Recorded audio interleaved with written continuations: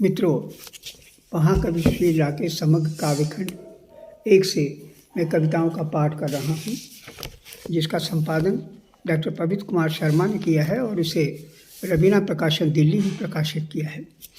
आइए कविता की ओर चलता हूँ। मैंने एक जो दंश का अनुभव किया, एक दर्द का अनुभव किया, उसका वर्णन है इसमें। क्योंकि कवि हूँ, इस कविता का शीर्षक है क्योंकि कवि हूँ। कवि होने के बहुत दर्द उत्पन्न होते हैं और दर्दों के जंजाल में वो कवि उसी में निरंतर घूमता रहता है और अपने को पार करने के लिए भी प्रयत्न करता है, लेकिन वो पार नहीं कर पाता, बल्कि उन्हीं गुत्थियों में उलझता चला जाता है। आइए कविता मैं पढ़ता हूँ। क्योंकि कवि हूँ। मेरे आंसुओं का अंश अंत स्थल में इतना फट जाएगा, ये तब मुझे मालूम हुआ जब सबने मिलकर सूअर के बाल को नोचा और उपयोगिता के लिए किसी अनिवार्य मार्ग की ओर दिग्भ्रमित उछालने का एक मौका मिला। मैं पूरे शून्य में मुक्त रूप से उछाल दिया गया, जहाँ आकाश का संतुलन छिन्न भिन्न हुआ एक उदास गंध के पीछे विशालता की। देखिए, फिर से मैं पढ़ रहा हूँ। हालांकि ये बहुत लंबी कविता है, लेकिन मैं थोड़ा कोशिश कर रहा हूँ कि आपके जहन तक ये बात पहुँचे।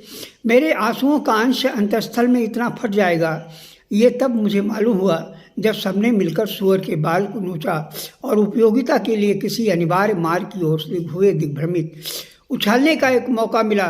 मैं पूरे शून्य में मुक्त रूप से उछाल दिया गया, जहाँ आकाश का संतुलन छिन्न भिन्न हुआ एक उदास गंध के पीछे विशालता की शक्ल घट गई। किन सारी सूअरों की फुसफुसाहटें सड़क पर चलते हुए मनुष्य से टकराई। उनके बच्चे माँ का दूध पीने के लिए बार बार थूथनों से संक्रमित होते हैं तो वह कटकर रह जाती है। सभी अपने औलाद से हारे हुए रावण का बोझ लाद लेते हैं, चाहते हुए भी उस रावण के आलोक को निशब्द नहीं कर पाते। हर बार सूर्य की गहराई उन पर बरसती है। आगे देखिए। संतुलन की एक बात समझ आती है कि नीचे जाने का दर्द सभी सूरों में सूख रहा है या कि पपड़ी पड़ गई है। यात्रा अंकित पचिन्हों का बदबूदार अग्निपिंड जिसका मैं भागीदार हूँ, जिसे दलदल में फंसा हुआ पाकर निकाल नहीं सकता। ऐसा ही कुछ प्रतिदिन जिस ओर कमरे का दरवाज़ा खुलता है, अनुपस्थिति में वही सुगंधें आकर शक्लों को गंदा कर जाती हैं और छोड़ जाती हैं वैसी ही दूसरी शक्ल जैसे आज का हर नागरिक लगाए हुए घूमा करता है शहर और कस्बों और गाँव में। उन शक्लों को कैसे बिगाड़ दूँ या उन रंगों के पूर्व आवरण को कैसे मिटा दूँ?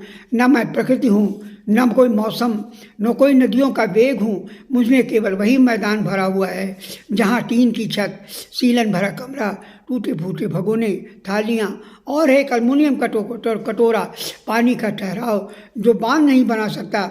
मैं नहीं पठार भाग पैदा कर सकता है। अनाज हाँ केवल खौलते पानी की अभिव्यक्ति उगा सकता हूँ, क्योंकि मैं कवि हूँ। देखिए, फिर से मैं इसको पढ़ रहा हूँ। ये एक अंतरंग कवि की बात है। उन शक्लों को कैसे बिगाड़ दूं या उन रंगों के पूर्व आवरण को कैसे मिटा दूं? न मैं प्रकृति हूँ, न मैं कोई मौसम, न कोई नदियों का वेग हूँ। मुझमें केवल वही मैदान भरा हुआ है जहाँ टीन की छत, सीलन भरा कमरा, टूटे फूटे भगोने, थालियाँ और हैं एक अल्मुनियम का कटोरा, पानी का ठहराव जो बांध नहीं बना सकता और नहीं पठार भाग पैदा कर सकता है। अनाज हाँ केवल खौलते पानी की अभिव्यक्ति उगा सकता है, क्योंकि मैं कवि हूँ।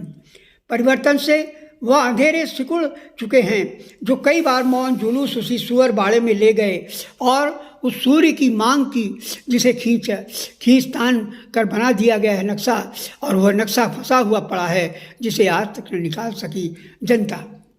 सुना है स्वरों के गुर्राने की चक्रगति बड़ी विचित्र है, जिसमें केवल घरघराने का स्वर आता है, जबकि इस विशाल आकाश का मूल इतना हो गया है कि जब चाहो जिसे चाहो बम से उड़ा दो या उसकी खाल के बालों को नोचकर सुनहरी दिशाएं गोठो, जिसके रक्त में हर संध्या लाल हो जाती है। देखिए इसको फिर से मैं पढ़ रहा हूँ।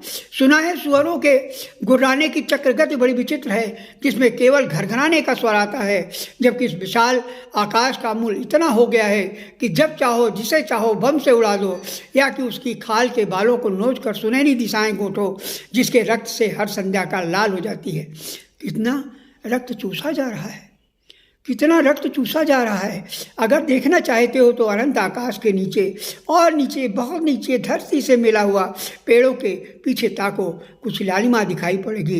एकदम से समझ लो आकाश खंड लाल है और रक्त से है, जिसे बाल नोचे गए हैं, जिसे उछाला गया है कांच के पिघलते सन्नाटे में। फिर से मैं इसको पढ़ रहा हूँ। कितना रक्त चूसा जा रहा है। अगर देखना चाहते हो तो अनंत आकाश के नीचे और नीचे, बहुत नीचे धरती से मिला हुआ पेड़ों के पीछे ताको, कुछ लालिमा दिखाई पड़ेगी। एकदम से समझ लो आकाश खंड लाल है और रक्त से है, जिसके बाल नोचे गए हैं, जिसे उछाला गया है कांच के पिघलते सन्नाटे में। कुछ बम से उड़ा दिए गए, कुछ उड़ाए नहीं गए हैं, या कुछ को गोली से नहीं मारा गया है। वो कब तक जीवित हैं? केवल नाटक करते हैं भीड़ में भूलने का, जुलूस में रहने का, भीड़ में भूलने के।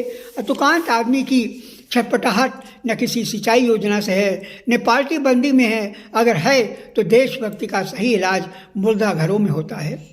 सारी हथेलियाँ गंधाने लगती हैं, लेकिन कौन नहीं जानता कि मौसम को संक्रामक रोग नहीं लगता। यह कड़वा शब्द आदमी को नंगा करने के लिए काफ़ी है, किंतु इन सब औजारों के लिए इस्पात की आवश्यकता नहीं पड़ती, न क्षमता की धरपकड़ से सिर्फ नहीं चाहिए आंसुओं वाली प्रतीक्षा। विश्वास आँच मंच वाला आंगन, विश्वास आँच मंच वाला आंगन।